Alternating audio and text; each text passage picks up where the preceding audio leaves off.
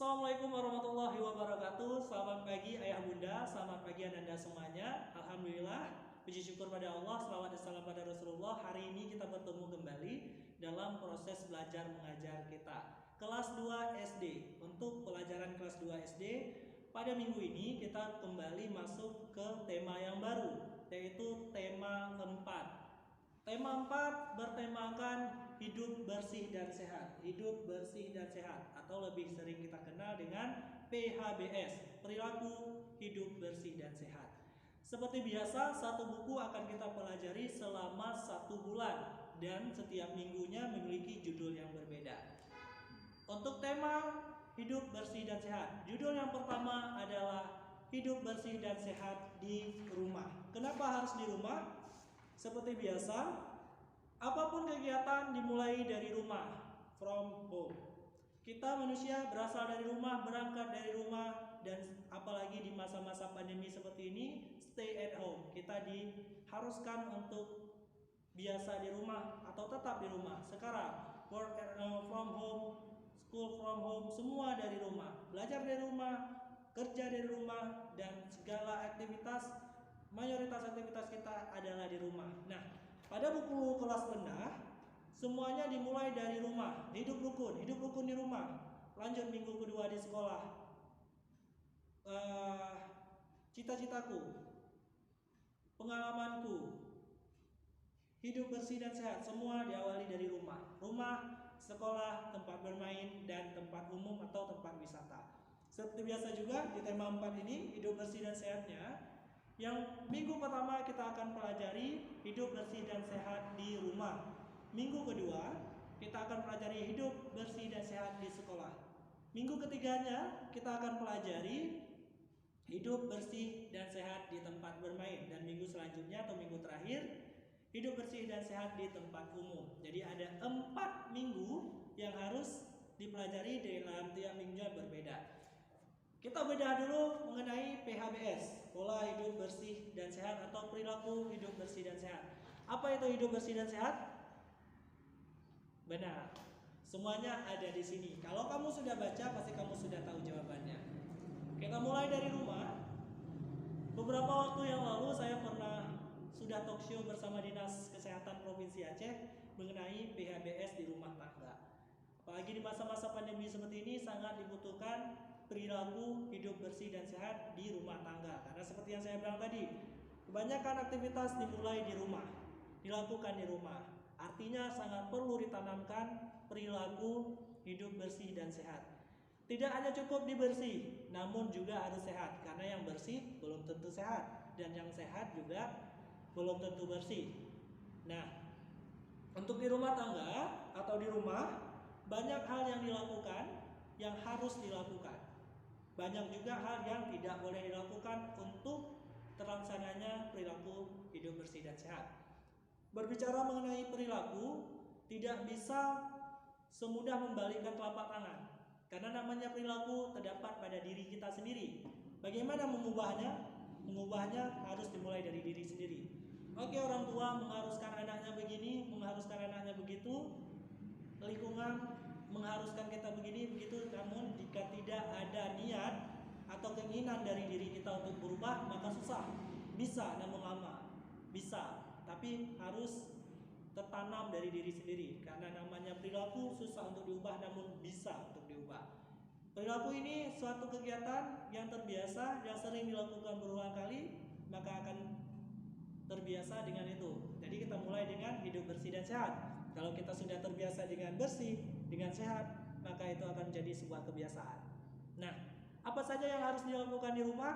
Mulai dari mencuci tangan, mandi, mengkonsumsi makanan yang seimbang atau berimbang. Kalau dulu 4 sehat 5 sempurna, tidak membuang sampah sembarangan, dan masih banyak hal yang harus dilakukan di rumah agar terciptanya hidup bersih dan sehat. Nanti Ananda semua baca di buku. Untuk subtema pertama kita bahas di rumah.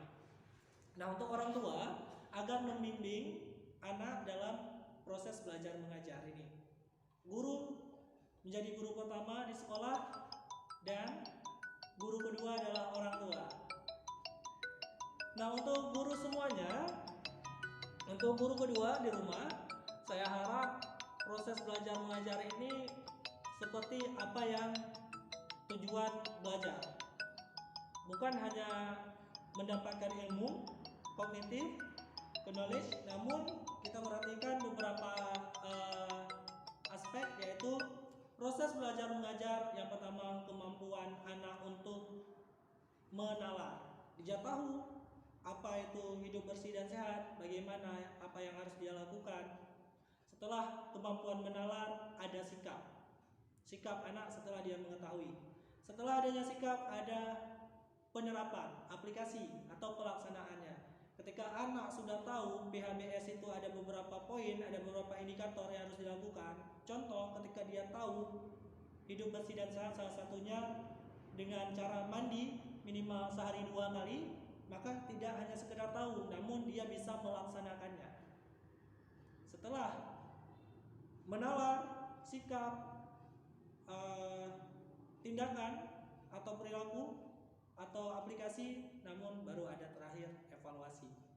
Itu untuk bagian dari asesmen. Nah, proses belajar mengajar tidak hanya pada pengetahuan anak, namun juga pengetahuan. Baik, untuk berbicara mengenai bersih dan sehat, sedikit gambaran untuk di rumah. Mungkin nanti orang tua bisa memantau sejauh mana anak telah melaksanakan PHBS di rumah.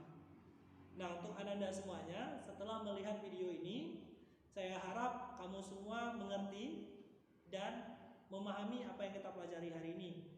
Setelah menonton video ini selesai, Anda semua buat sebuah rangkuman. Apa yang sudah dipelajari dari video hari ini, tuliskan di selembar kertas, lalu foto dan kirimkan ke WhatsApp grup kelas. Saya tunggu hasilnya paling lama 1 minggu sebelum memasuki subtema 2. Kita bahas sedikit untuk kita bedah isi buku pada tema 4, hidup bersih dan sehat. Mayoritas kita mempelajari tentang pola hidup bersih dan sehat.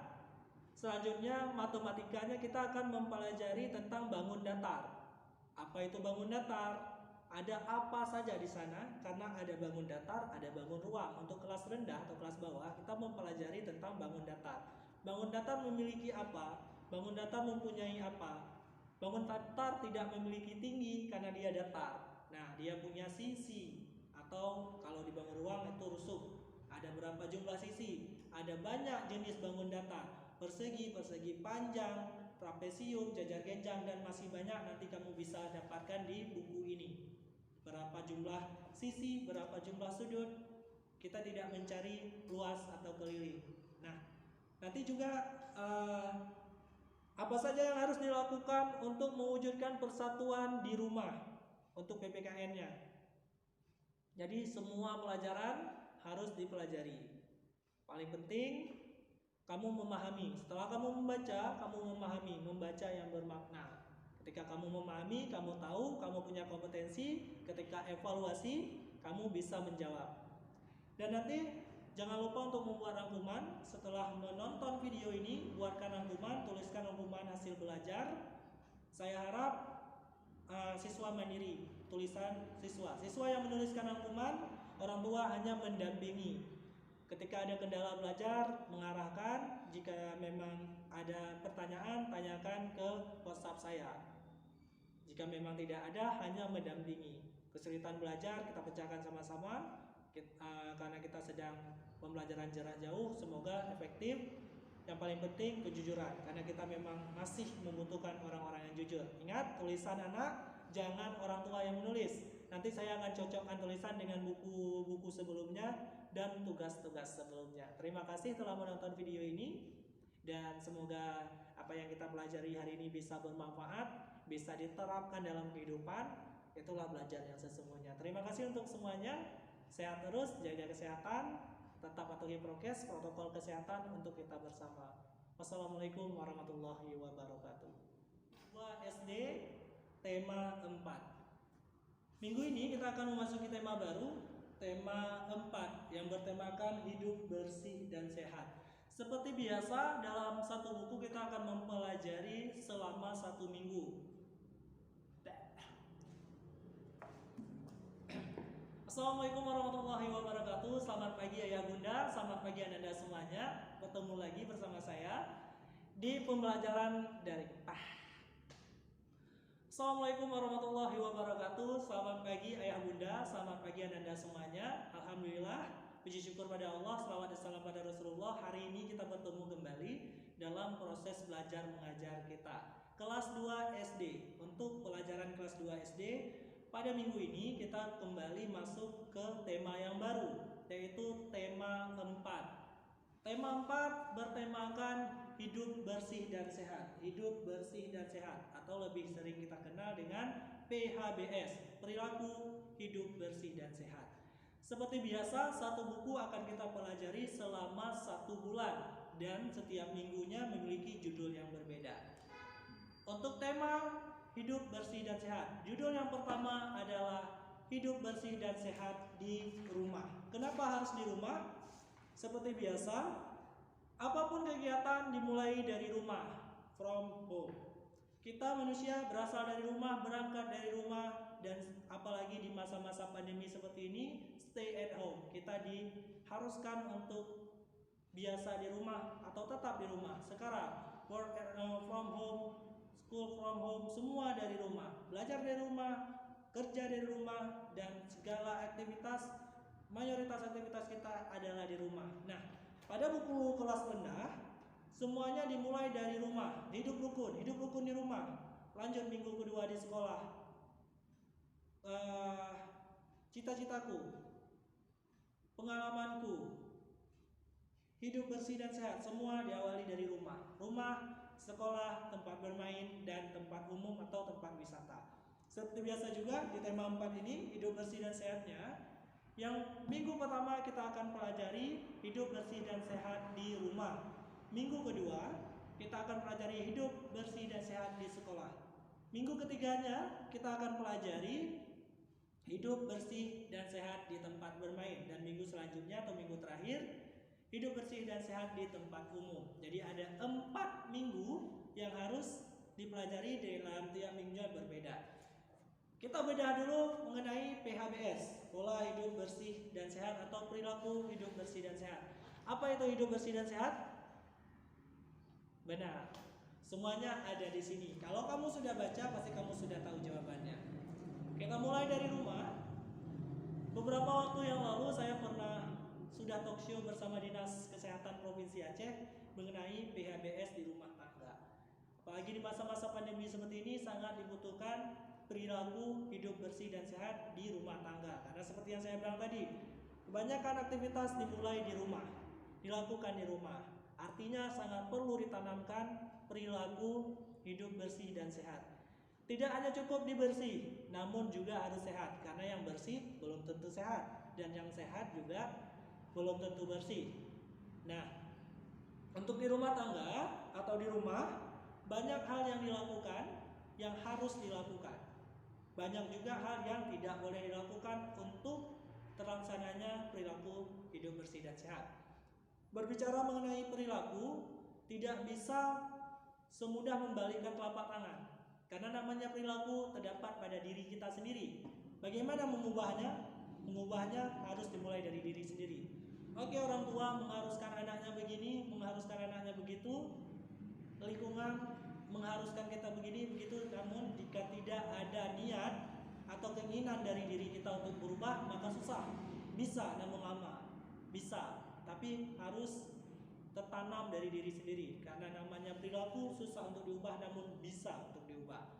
Perilaku ini suatu kegiatan yang terbiasa, yang sering dilakukan berulang kali, maka akan terbiasa dengan itu. Jadi kita mulai dengan hidup bersih dan sehat. Kalau kita sudah terbiasa dengan bersih, dengan sehat, maka itu akan menjadi sebuah kebiasaan. Nah, apa saja yang harus dilakukan di rumah? Mulai dari mencuci tangan, mandi, mengkonsumsi makanan yang seimbang atau berimbang. Kalau dulu 4 sehat 5 sempurna, tidak membuang sampah sembarangan, dan masih banyak hal yang harus dilakukan di rumah agar terciptanya hidup bersih dan sehat. Nanti Anda semua baca di buku. Untuk subtema pertama kita bahas di rumah. Nah, untuk orang tua agar membimbing anak dalam proses belajar mengajar ini, menjadi guru pertama di sekolah, dan guru kedua adalah orang tua. Nah, untuk guru semuanya, untuk guru kedua di rumah, saya harap proses belajar mengajar ini seperti apa yang tujuan belajar. Bukan hanya mendapatkan ilmu kognitif, knowledge, namun kita perhatikan beberapa aspek, yaitu proses belajar mengajar. Yang pertama, kemampuan anak untuk menalar. Dia tahu apa itu hidup bersih dan sehat, bagaimana apa yang harus dia lakukan. Setelah kemampuan menalar, ada sikap anak setelah dia mengetahui. Setelah adanya sikap, ada penerapan, aplikasi atau pelaksanaannya. Ketika anak sudah tahu PHBS itu ada beberapa poin, ada beberapa indikator yang harus dilakukan. Contoh, ketika dia tahu hidup bersih dan sehat salah satunya dengan cara mandi minimal sehari 2 kali, maka tidak hanya sekedar tahu, namun dia bisa melaksanakannya. Setelah menalar, sikap, tindakan atau perilaku atau aplikasi, namun baru ada terakhir evaluasi. Itu untuk bagian dari asesmen. Nah, proses belajar mengajar tidak hanya pada pengetahuan anak, namun juga pengetahuan. Baik, untuk berbicara mengenai bersih dan sehat, sedikit gambaran untuk di rumah. Mungkin nanti orang tua bisa memantau sejauh mana anak telah melaksanakan PHBS di rumah. Nah, untuk Ananda semuanya, setelah melihat video ini, saya harap kamu semua mengerti dan memahami apa yang kita pelajari hari ini. Setelah menonton video ini selesai, Ananda semua buat sebuah rangkuman. Apa yang sudah dipelajari dari video hari ini, tuliskan di selembar kertas, lalu foto dan kirimkan ke WhatsApp grup kelas. Saya tunggu hasilnya paling lama 1 minggu sebelum memasuki subtema 2. Kita bahas sedikit untuk kita bedah isi buku pada tema 4, hidup bersih dan sehat. Mayoritas kita mempelajari tentang pola hidup bersih dan sehat. Selanjutnya, matematikanya kita akan mempelajari tentang bangun datar. Apa itu bangun datar? Ada apa saja di sana? Karena ada bangun datar, ada bangun ruang. Untuk kelas rendah atau kelas bawah, kita mempelajari tentang bangun datar. Bangun datar memiliki apa? Bangun datar mempunyai apa? Bangun datar tidak memiliki tinggi karena dia datar. Nah, dia punya sisi, atau kalau di bangun ruang itu rusuk. Ada berapa jumlah sisi? Ada banyak jenis bangun datar. Persegi, persegi panjang, trapesium, jajar genjang, dan masih banyak. Nanti kamu bisa dapatkan di buku ini. Berapa jumlah sisi, berapa jumlah sudut. Kita tidak mencari luas atau keliling. Nah, nanti juga apa saja yang harus dilakukan untuk mewujudkan persatuan di rumah untuk PPKN-nya. Jadi semua pelajaran harus dipelajari. Paling penting kamu memahami. Setelah kamu membaca, kamu memahami. Membaca yang bermakna.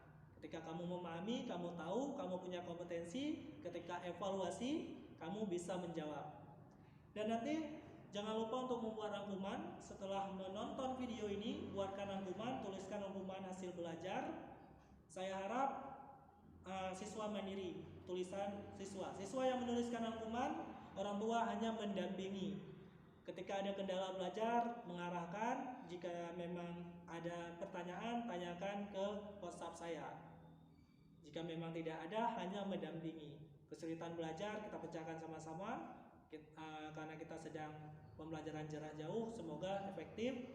Yang paling penting kejujuran, karena kita memang masih membutuhkan orang-orang yang jujur. Ingat, tulisan anak jangan orang tua yang menulis. Nanti saya akan cocokkan tulisan dengan buku-buku sebelumnya dan tugas-tugas sebelumnya. Terima kasih telah menonton video ini, dan semoga apa yang kita pelajari hari ini bisa bermanfaat, bisa diterapkan dalam kehidupan. Itulah belajar yang sesungguhnya. Terima kasih untuk semuanya. Sehat terus, jaga kesehatan, tetap patuhi prokes, protokol kesehatan untuk kita bersama. Wassalamualaikum warahmatullahi wabarakatuh.